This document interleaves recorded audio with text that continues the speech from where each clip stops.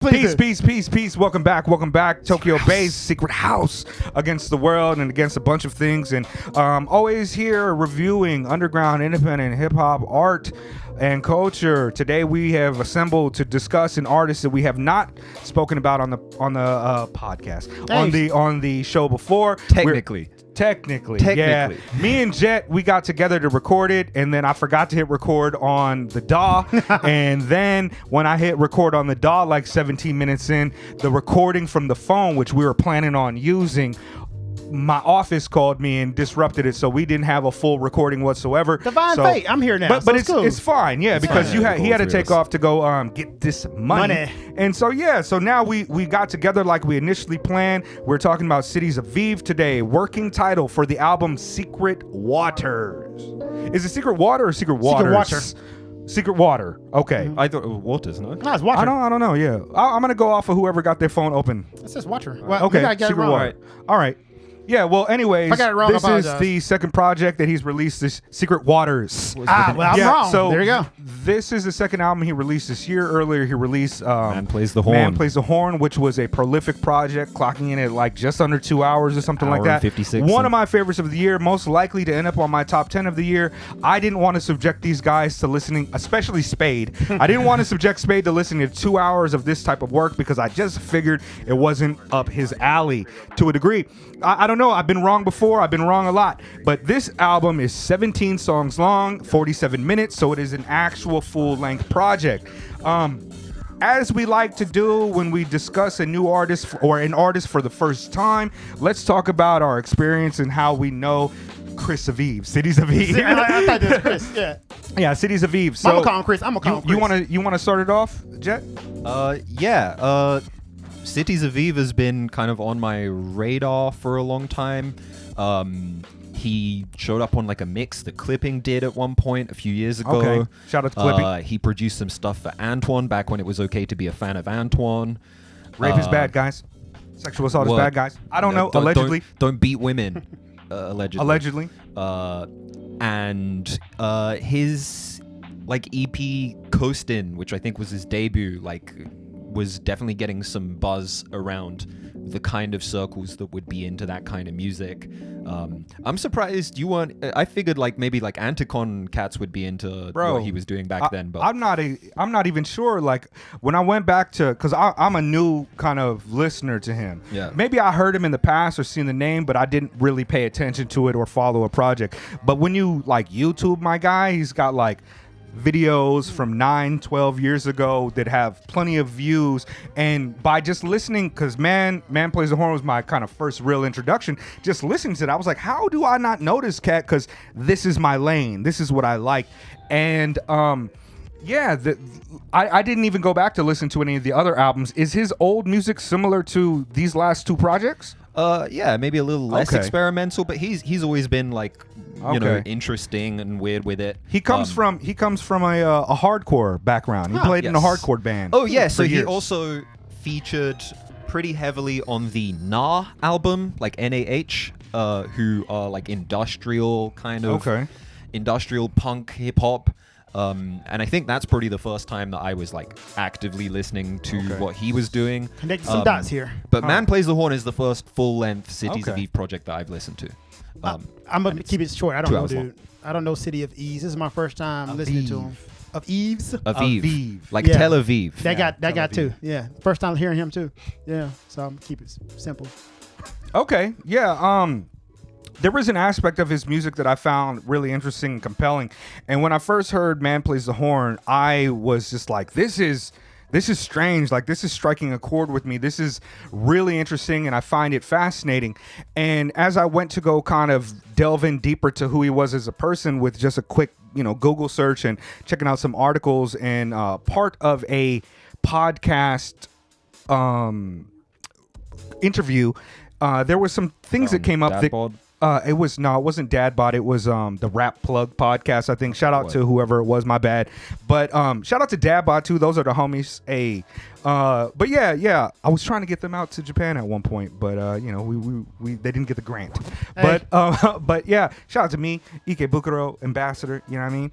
Anyways, but no, there's an aspect of his music that I found really interesting, and for people who will listen to our podcast, I mean our show. You say podcast. I don't know why I keep on calling it a podcast, but I got podcast shit on here. It's a discussion too, so you that's say podcast. That was my first kind of primary endeavor, but I'm focused on this.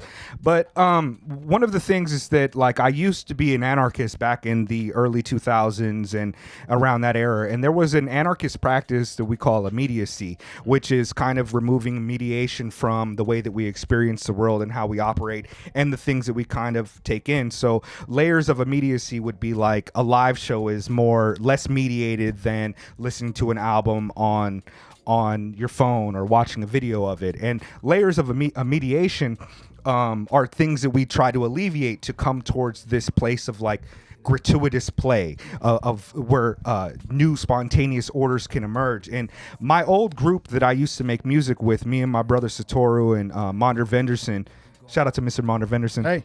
But we had a crew and we had all this equipment. We would sample, we put things together, and we would just jam. And we would try to create these new spontaneous orders. We wrote poetry and we would put it out with Teflon Tel Aviv with Cities Aviv. One of his approaches is very based on this layer of immediacy to try to simulate and bring in like the cipher, or his compositions are often him playing around, hitting record, and just having that as a primary Dots piece of are connecting. right. And so like sometimes to me, I get it a lot from a lot of his work, and it's one of the things that kind of just like, wow, that's kind of a brilliant way for it to come together, and I quite enjoy it. Man Plays the Horn in particular feels like a live set, or even like a DJ set at 3 a.m. It's 2 hours long, and like there's like 15-minute long instrumental loops, where he just like lets it ride. 12 minutes of just something strange, right? It's very free form and immediate, as you put it. This album is a more streamlined version of that. Sure, right. It's 40 minutes long. It explores a lot of the same ideas that Man Plays the Horn does, but it's more succinct. It's more kind of a bridge than that record. And it definitely feels more like an album than the 2-hour long Man Plays the Horn. What about you, Spade? I see your face over here. Hey guys, I'm gonna say this, and I don't mean to be disrespectful. But I love the guy's lyrics, his content, but how it was presented to me, for me, I wrote this. Working title for the album, Secret Waters, is excitingly boring. The production is that of somebody who's just like learning how to make a beat to me. It's open, it's one note, the samples aren't strong enough to carry themselves, and also every track starts to blend into each other with a distortion effect on the vocals. Like every track sounded the same. It was almost like a template format of how they mixed the songs. Like it reminded me of, you know how people use auto-tune too much as an effect for every vocal, and then the song starts getting oversaturated and that's all you hear?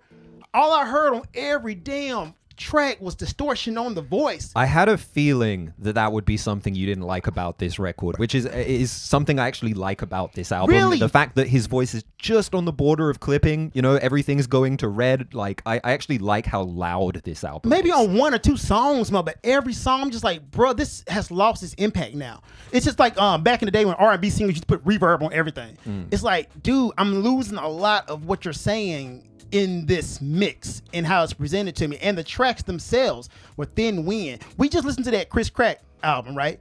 And the production is stripped down, but it sounds full. And I always like hit on Alchemist about his production, but one thing I love about his production, say what you want, it's always fat and full, right? Even if it's don't like, say you always hate on Alchemist, because you don't. I don't want people to hear that and think that you're an Alchemist hater, because you don't. Exactly, but you're a fan of Alchemist. I am a big fan. Right, his tracks always sound full. There's always like ambient instruments in the back, stuff well panned, like little things in there. This right here was just like a sample.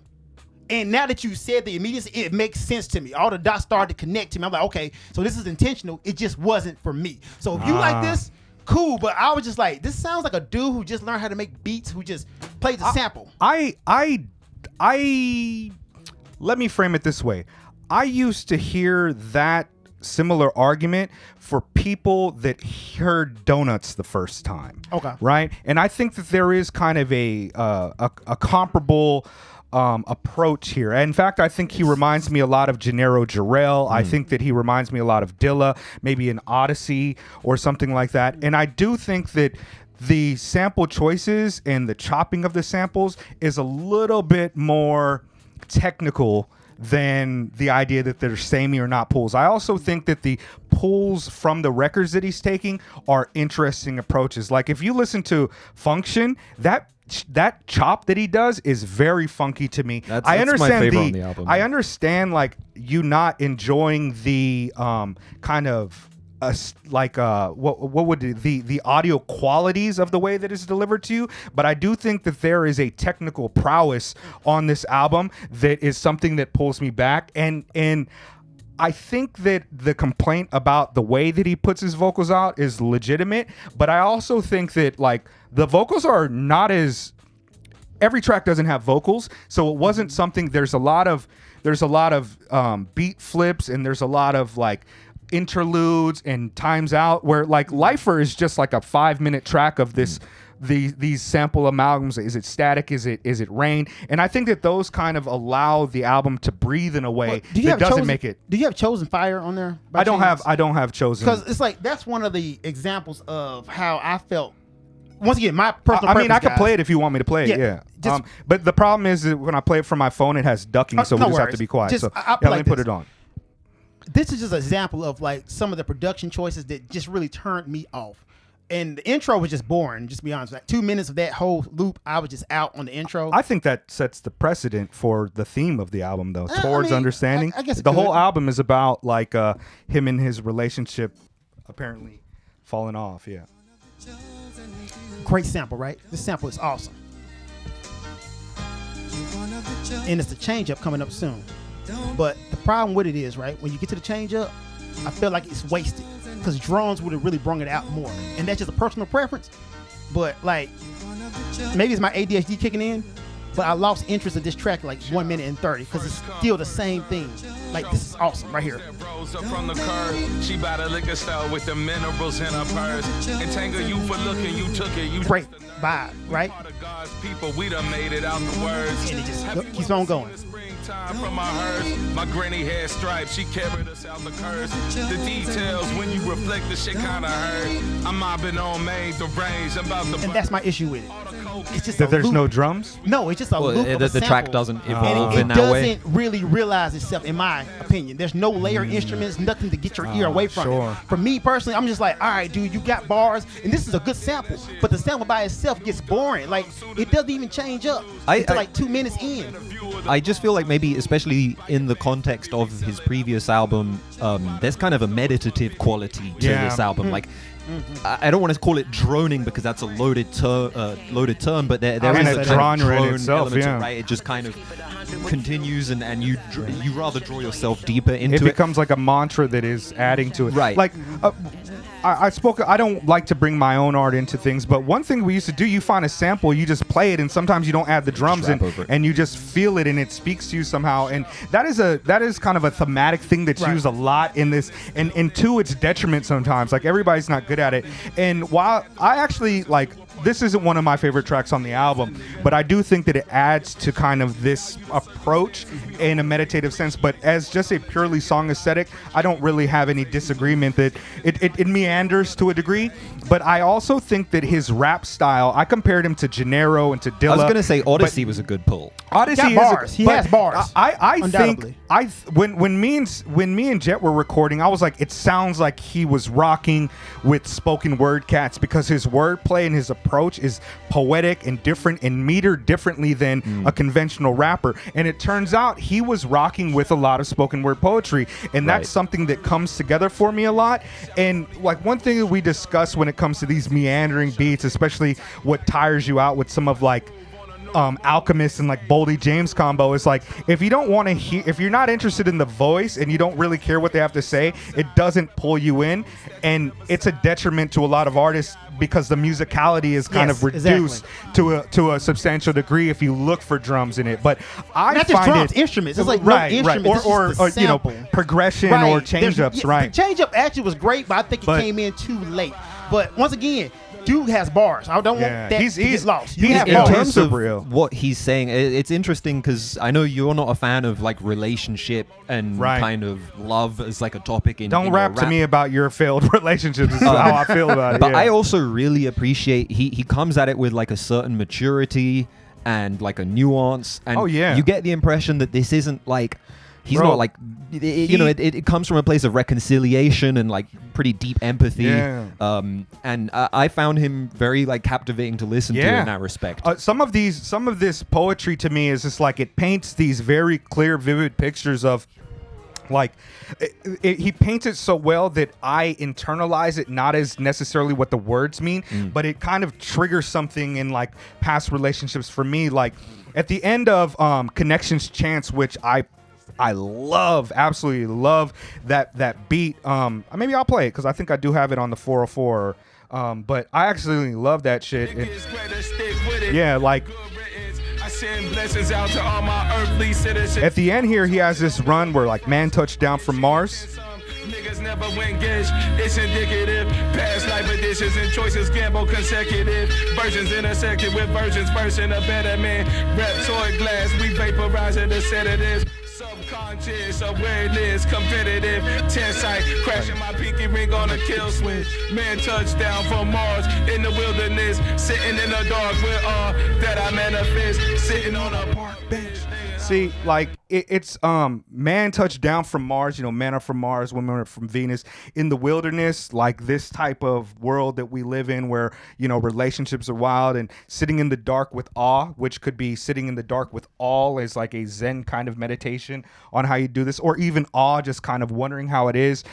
All, and then he goes on, it sounds like that's the sentence, but then he says that I manifest sitting on a park bench, which is the earlier refrain from when the beat switches and turns into this new variation of his interaction, this Connections Chance, where he, like, to me, like there's a lot of depth, and even though there's a lot of depth and intention, even though there's like an immediacy to it. And all of the critiques that Spade has in terms of the technical the simplicity, I might say, or like the unchanging aspects of it, I feel that. But for me, man, the album really speaks to it. Really speaks to me in a different way. Like you get to, like, by the time I'm listening to the album, and it's just like it gets to lifer, and I was just on my balcony just chilling, and it's like it's like 5 minutes of almost like what I would call like ambient or drone. It reminds me of like old Oval or old Biosphere or Brian Eno's Music for Airports type of shit, where it's just, but there's also like this deep inherent blackness or a richness from the tradition of hip hop, which I get from a lot of his work. Like when he's talking about going into these spots, he's talking about like scribbling our name on walls. And it really speaks to me, even though I'm not a cat that has a lot of heartbreak that's this situated, but it's fucking great. Like, say what you want about the sound quality, but like, I like how his approach is creating an aesthetic or an ambiance or a new experience, and that's what I particularly love about Man Plays the Horn. First time listening to that shit, I was like, oh my god, like what song am I on? 7? And how much? Oh, I've been listening for 45 minutes, and it's just like it just keeps going and going. But this is a more condensed version, and I was able to kind of just sit with it. It's almost like the difference between having a playlist album and an album that is supposed to be like a film type of experience. And it has lulls, but I think that they only add to the depth of the entire work. But I've long since learned that arguing arguing and debating the way that musicality should work with Spade is not something that either of us ever win. Right. We bump It's an heads opinion, man. and It's the like, music yeah. the music gets away from us. But like we like our different things, and for me, man, like the poetic aspect, and not everything on this album is poetic. Sometimes he's just rapping, it sounds more rappy, but sometimes it gets poetic, sometimes it has joints like this, sometimes it's really funky chop that I don't know what's going to happen a little bit, and sometimes it's just it's a vocal sample of somebody saying something over and over and over and over and over and over and over and over again that might be a meditation or a mantra towards what his intention is. And I don't know, because obviously I'm not the artist, but I fucking like this album. That's all that matters, right? Yeah. Who would you recommend it to? Man, I feel like I would recommend. I want to say I recommend this to like Dilla fans or Black Milk fans, Dilla fans, Black Milk fans, Gennaro Jarrell fans, maybe Took what I was gonna say. the tall black guy fans. I would recommend it to them because I think that some of these sample pulls are the ones where people are gonna be like, "Ooh, I know this joint from this really obscure album." I would recommend this album to some beat diggers because I find like there's like what is that? I know record heads, diggers, people that are in the crates are going to be like, that's that, and the way he used it is a little interesting. So I would recommend. I was going to recommend this to Dilla record fans who are frustrated with the way that lesser producers have appropriated his legacy. Let's all just do a Dilla bass line right Like, here. oh, do a Dilla, Dilla swing drums here. Like, Yeah, Dilla Here drums goes- are like very taking popular. taking Check the out 42 trappings, micro chops. Yeah. right? Taking the trappings of a Dilla production without actually including any of the heart and soul of what made Dilla great. This, for me, kind of takes that idea and it runs with it in a much more interesting way. In a different way too. In a different way. Whereas like Black Milk is almost like following the spiritual tradition of Dilla-esque work Yes. that is fine on his own. This is like taking those foundations and breaking away from them to a degree. At least that's what I would say. My bad. Go on. I didn't mean to cut you off. And yeah, I'll be doing and that. people who like their hip hop dusty, Dusty. and also like a little highbrow. Word. You know, I feel like It is kind of pretentious. It is. but I feel like My approach is see, but also the thing about that art approach is like that immediacy is not tied to pretension. That's tied to play and tied to removing barriers. yeah, and of I feel pretension. like people who, I feel like you could be like a Dirty Projectors fan and be into this. Oh hell yeah, hell You know, yeah! you could be- Off-White Flag kind of Right. sits with this very well. And the self-titled album, which also deals with a breakup and has this very kind of nuanced perspective and is like a really like wholesome take on a Right. breakup. I think that works really, really well there.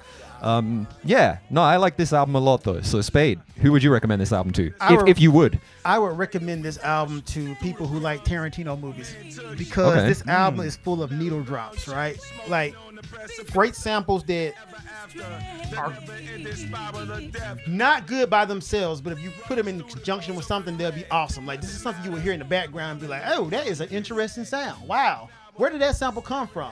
This is So- like the shit on Jackie Brown. Exactly. Jackie Yeah. Brown's my Where guy. you got yeah. Samuel Jackie Brown, Jackson with the ponytail and a long ass blonde goatee. Yeah. Exactly what's in my head. Yeah, Like word. Jackie Brown, this would be a soundtrack to Jackie Brown. But for Word. me personally, production wise, I feel like it wasn't fully realized and it didn't really just hit me. Whereas the lyrics are great. Like I have nothing to say bad about this guy's lyrics and his contents and how he strings his cadence together. That's great.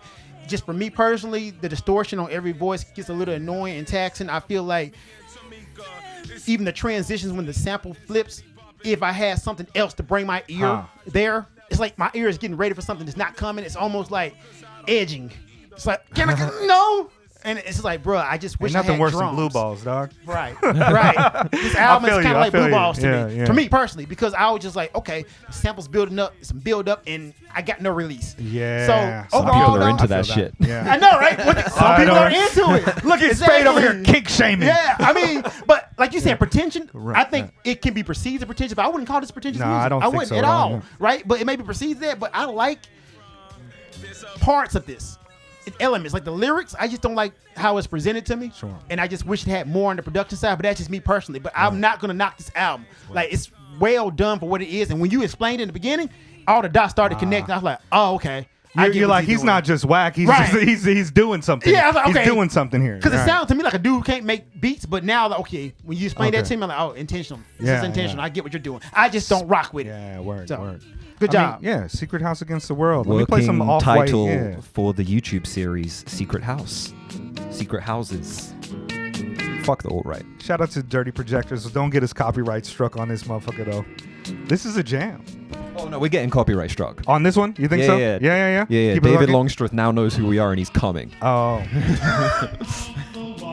See Spade on these streets. He was showing us pictures of him all buff doing his little. Yeah, they had a Dels on decky. Yeah. This is a jam. All right, Secret House.